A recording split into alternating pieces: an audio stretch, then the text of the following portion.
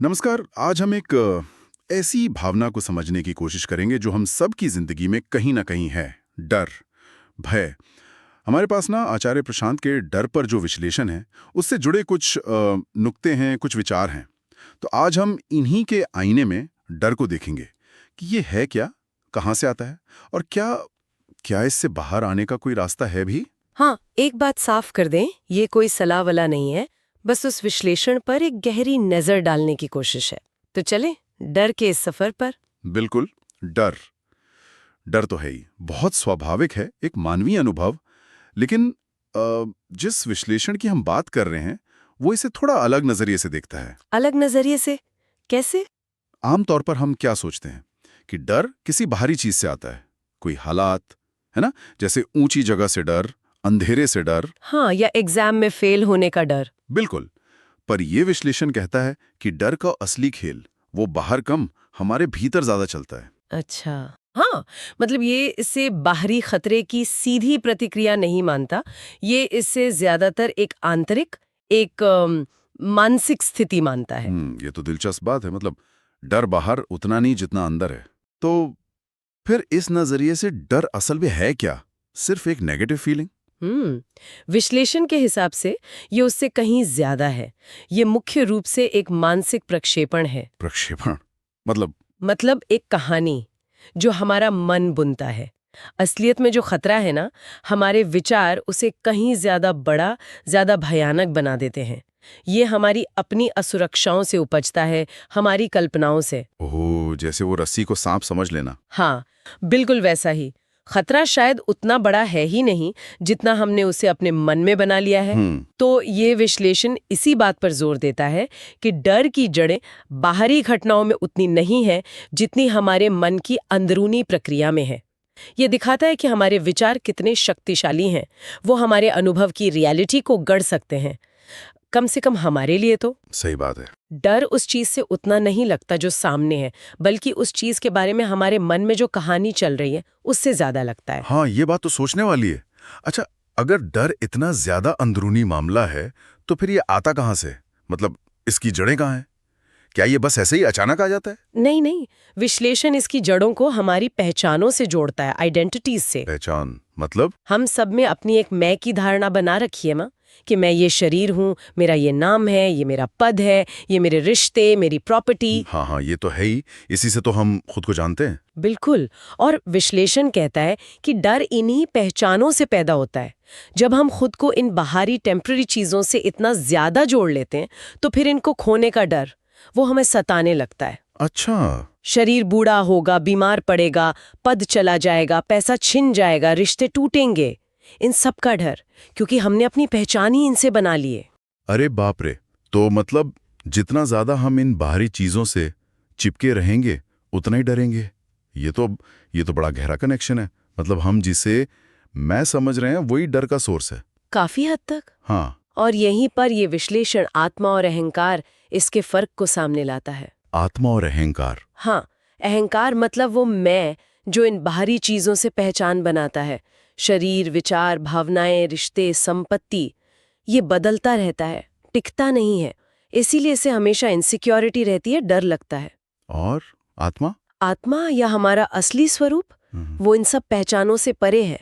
विश्लेषण कहता है उसे कोई डर नहीं होता, वो स्थायी है, बदलता नहीं। अच्छा, ये शब्द सुने तो हैं, पर इस कॉन्टेक्स्ट में मतलब डर हमारे असली मैं को नहीं लगता, बल्कि उस झूठे मैं को लगता है जिसे हमने इन दुनियावी चीजों से बना लिया है। हाँ, इस विश्लेषण का निचोड़ यही है।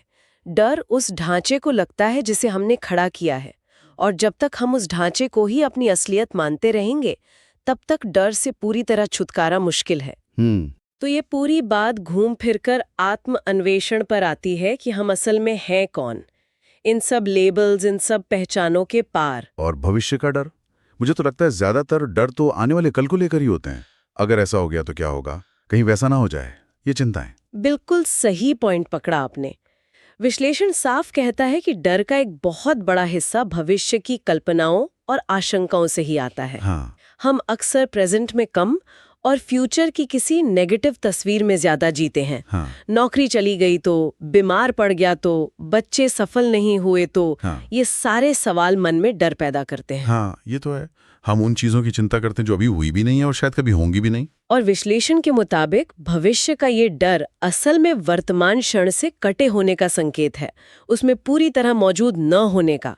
एक तरह की, क्या कहते हैं, बेहोशी या अजागरूकता। बेहोश। हाँ, मतलब जब हम पूरी तरह प्रेजेंट में होते हैं ना, अपने काम में, अपने अनुभव में डूबे हुए, तो भविष्य की चिंताएं या तो गायब हो जाती हैं या बहुत कमजोर पड़ जाती हैं। तो डर हमें प्रेजेंट से खींचकर फ्यूचर की एक काल्पनिक दुनिया में ले जाता है, जहां सब अनिश्चित और डरावना लगता है। बिल्कुल। डर अक्सर असलियत में नहीं जीता, वो हमारे मन के बनाए हुए भविष्य के डरावने सपनों में जीता है। हम इस पल में शायद सेफ हों, लेकिन मन किसी आने वाली मुसीबत की कल्पना करके अभी से डर रहा होता है। इसीलिए वर्तमान में टिकना, सजग रहना इतना जरूरी बताया गया है। ठीक है, ये समझ आ रहा है। तो हमने देखा कि ये विश्लेषण डर को एक अंदरूनी प्रक्रिया मानता है, पहचान से जोड़ता है और भविष्य की कल्पनाओं से जुड़ा हुआ बताता है। अब सबसे बड़ा सवाल, इससे निकलने का रास्ता क्या है फिर? क्या डर से लड़ना है, उसे दबाना है? क्या कहता है ये विश्लेषण? यहाँ एक बहुत ही दिलचस्प बात सामने आती है, शायद जो हम आमतौर पर सोचते हैं उससे अलग। क्या ये विश्लेषण डर को जीतने या दबाने या उससे लड़ने की सलाह बिल्कुल नहीं देता? लड़ने की नहीं, तो फिर ये उसे देखने, समझने, उसके प्रति जागरूक होने पर जोर देता है। देखने मतलब बस डर को महसूस करें? ये कैसे मदद करेगा? डर लगता है तो या तो भागते हैं या लड़ते हैं। यहीं पर साक्षी भाव का कॉन्सेप्ट आता है। साक्षी भाव? हाँ, साक्षी भाव मतलब जब डर उठे तो उसे बिना कोई लेबल लगाए, बिना पसंद नापसंद के, बिना कोई कहानी बनाए, बस महसूस करना। जैसे आप अपने शरीर में कोई सेंसेशन महसूस करते हैं या आसमान में बादल देख रहे हैं, बिना उसमें उलझे, बिना उसे बदलने की कोशिश किए। एक तरह से न्यूट्रल होकर अपने ही डर को देखना, जैसे कोई और देख रहा हो। हाँ, कुछ वैसा ही। मतलब डर से भागना नहीं, उसे इग्नोर नहीं करना, बल्कि पूरी जागरूकता के साथ उसे अनुभव करना। ये जानना कि हाँ, अभी डर लग रहा है, शरीर में कहाँ लग रहा है, क्या विचार आ रहे हैं साथ में, क्या ये किसी पुरानी याद से जुड़ा है। बिना जजमेंट के, बस एक शांत ऑब्जर्वेशन। ये सुनने में तो बड़ा क्रांतिकारी सा लग रहा है, पर क्या ये प्रैक्टिकल है? मतलब जब डर बहुत तेज हो, जैसे किसी अपने की सेफ्टी को लेकर या अपनी जान का खतरा हो, तब साक्षी भाव कैसे? देखिए, विश्लेषण ये नहीं कहता कि डर महसूस नहीं होगा, भावनाएं तो उठेंगी ही।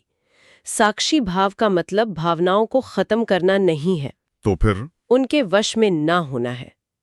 जब हम डर को साक्षी भाव से देखते हैं तो हम उस डर से अपनी पहचान नहीं जोड़ते, हम डर बन नहीं जाते, हम डर को देखने वाले बने रहते हैं। अच्छा। इससे डर की पकड़ ढीली पड़ती है। अच्छा, जैसे वो अंधेरे में रस्सी को सांप समझकर डरना, लेकिन टॉर्च जलाकर देखा तो पता चला सिर्फ रस्सी है।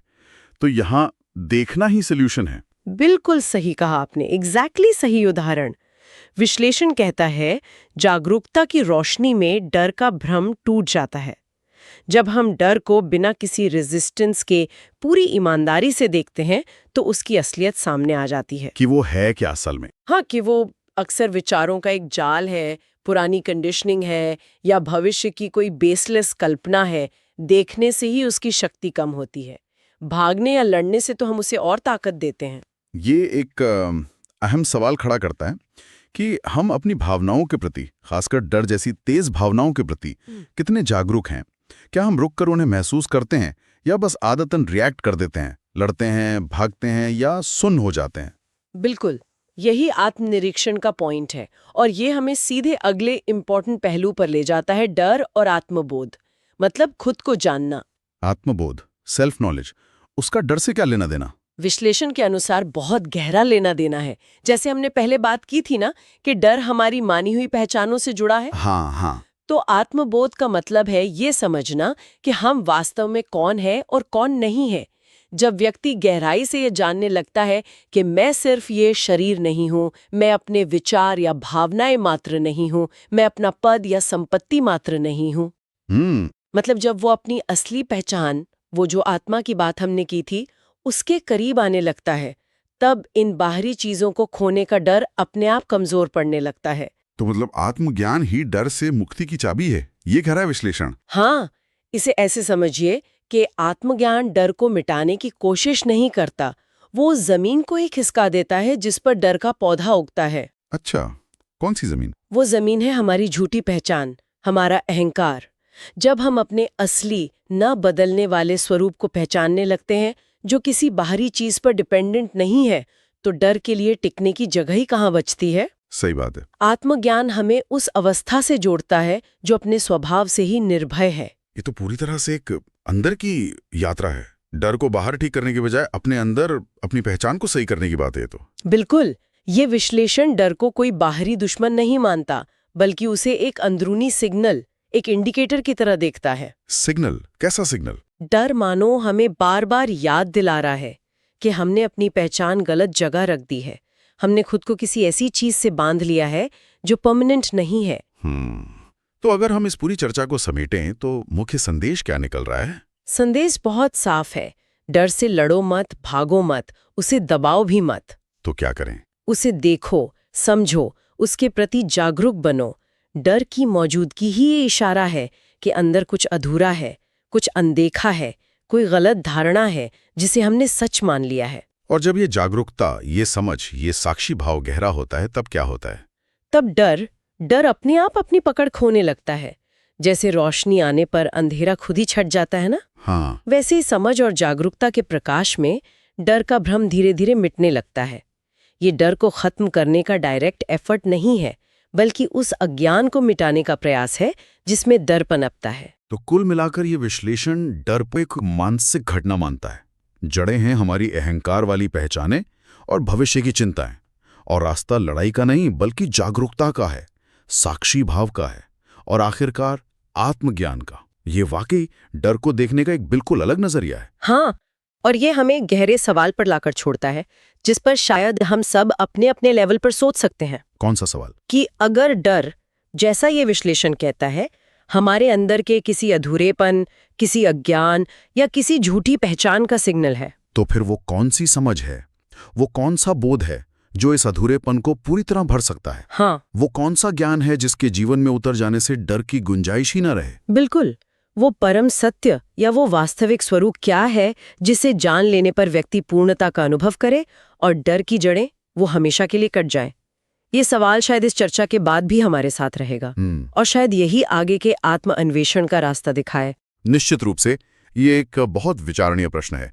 चलिए, डर पर आचार्य प्रशांत के विश्लेषण के इन पहलुओं को समझने की हमारी ये कोशिश इसे यहीं रोकते हैं। उम्मीद है इस बातचीत से डर को एक नए नजरिए से देखने में कुछ मदद मिली होगी।